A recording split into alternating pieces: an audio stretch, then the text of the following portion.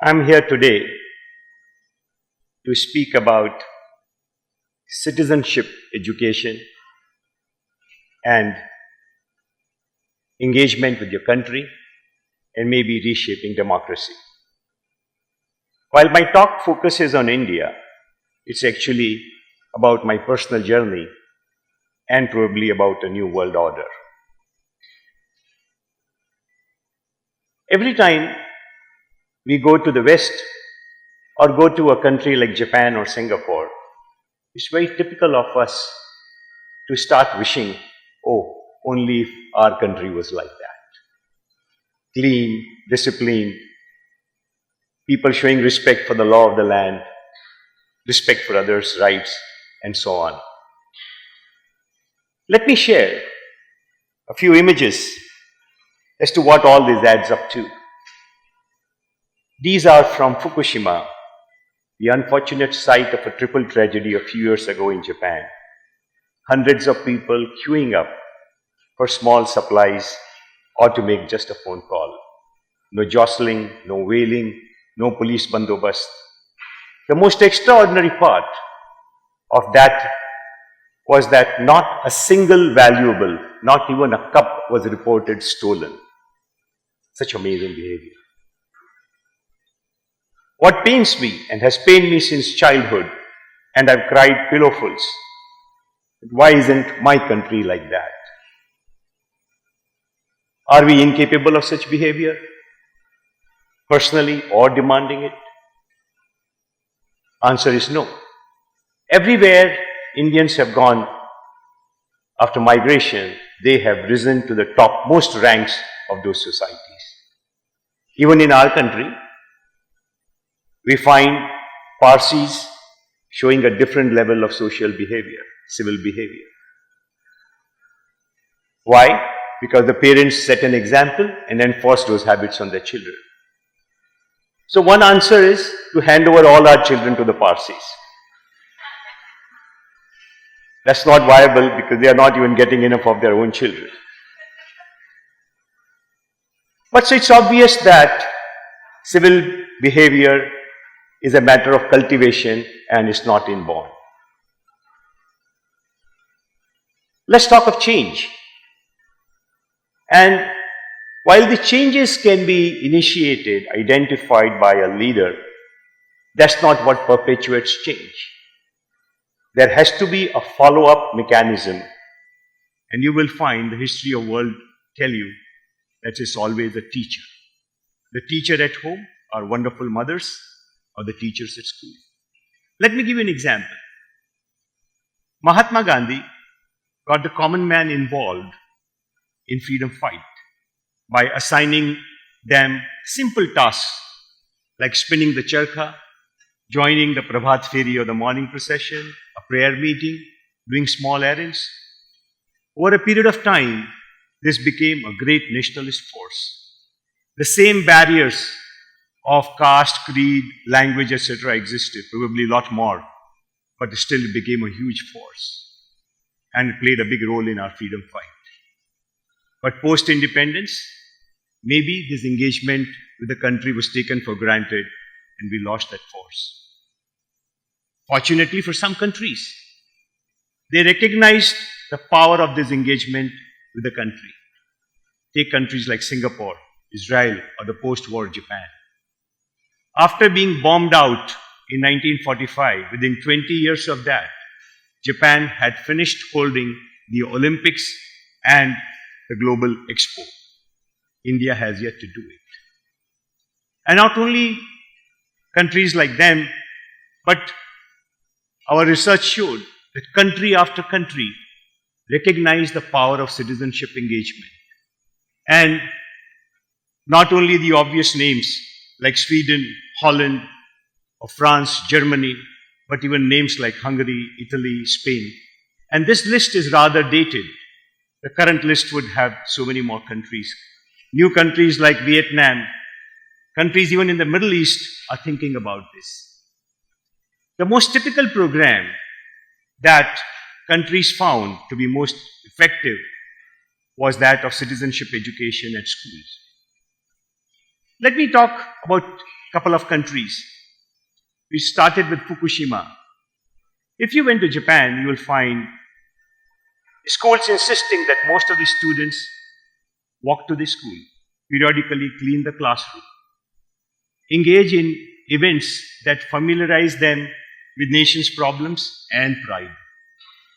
If they are caught short in civil behavior, they cannot hope to get any merit, even may be held back. No wonder the results that we saw. You went to Singapore, a country born only in 1965. They pay a lot of attention to what goes on at schools.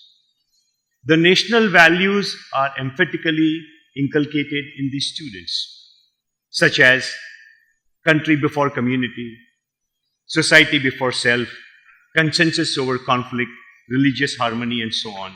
And what they export to the world is also well known. The question arises, why didn't it happen in India? And I hate to speculate, and I'm only speculating. But from my early days to now, this has struck me that probably the divisiveness that accompanied our independence got institutionalized in our politics. And therefore, maybe the leadership thought it counterproductive to engage with citizens. Kind of saying, leave it to us, main hu na, sarkar hai na, that kind of approach.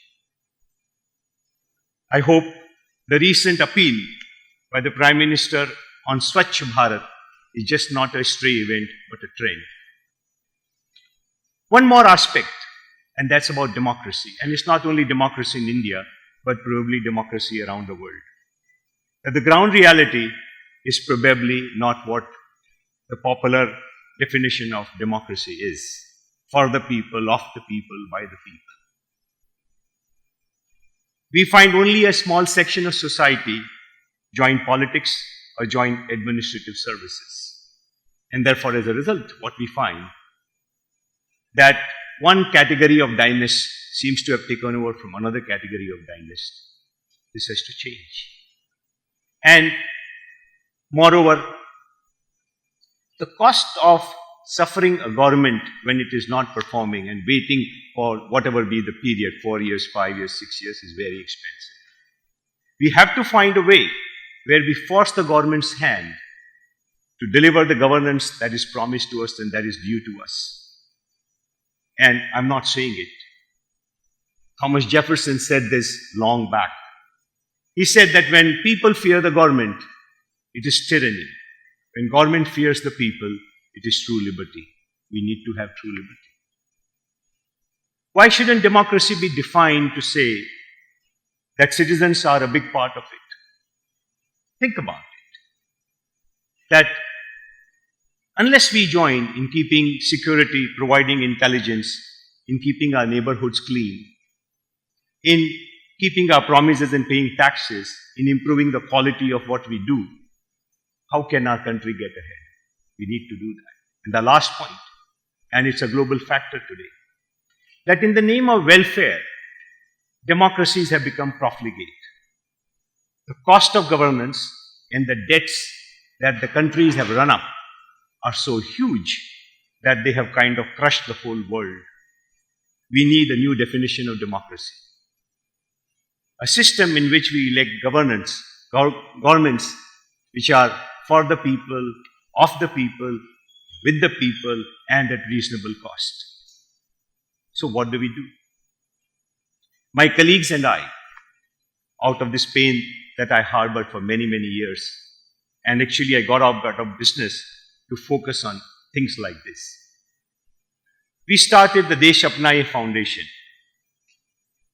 It's actually a movement, and we need thousands of such foundations to do this work, to wake our citizens up to the reality that how we have suffered, how we have lagged behind, way behind our potential in every aspect, from academics to economics, from sports to spirituality, and of course civil behavior. We need to recognize that Indians cannot continue, and that applies probably to several countries in the world, if you go by the percentage of voting. that we cannot be just residents in this country, at best voters once in a while, obsessed with our families, with our careers, with our homes, leaving the country to someone else. We need to take charge. So, we said, what do? We started with a wide agenda, but soon recognized that introducing citizenship education in schools was probably the most effective and tried and tested formula around the world. I'm absolutely delighted with the response that we got from schools. We recognize schools have a lot of constraints. The curricula are not always set by them. There are school boards, there are state boards. So we found that in this country we teach a subject called civics. We thought, let's convert civics to citizenship education by changing the pedagogy of that subject. To do much when the marks allocated to civics is merely 20 or 30 in an aggregate of 800 or 1,000 is not much, but you have to make a beginning. And the school's response has been amazing. 75,000 kids with 60 leading schools of Bombay have come on board in the very first year with very limited outreach effort. This number, of course, has to go to thousands and thousands of schools across the country. While the schools have come on board, we're still struggling with a challenge, and that challenge is the parents. The obsession of parents, and I heard other speakers talk about it, with marks and careers, leaves little room for some of the things that mentioned here, country, citizenship, and so on. Can I only remind them that if India is an independent country, it is because the best of the professionals for several decades decided to give up their careers because they recognized that unless India was a free and a secure country, the rewards of their successful careers would be only illusionary. The challenge today is not the same, but it's not dissimilar either. Fortunately, we need to do a very small effort in joining this fight and achieve great results if we have to make our country truly Mahan. I'm conscious that I'm talking about India, but look around the world. You look at the 2-3 principles that we talked about. Change. You can talk change, but unless you think of mechanisms to follow up, nothing will happen. Unless you participate in what is the collective good, nothing will happen. Schools are at a unique position. The parents in schools have the unique power, and I want to address them, that seize this opportunity, recognize the change required, at least in India, and come along. Catch them young. Make them aware, skilled, sturdy, active, and they will grow into understanding, supporting, demanding, and volunteering citizens. No problem, within or without, can limit, far less defeat a country like that. I look forward to a day like that. Thank you very much.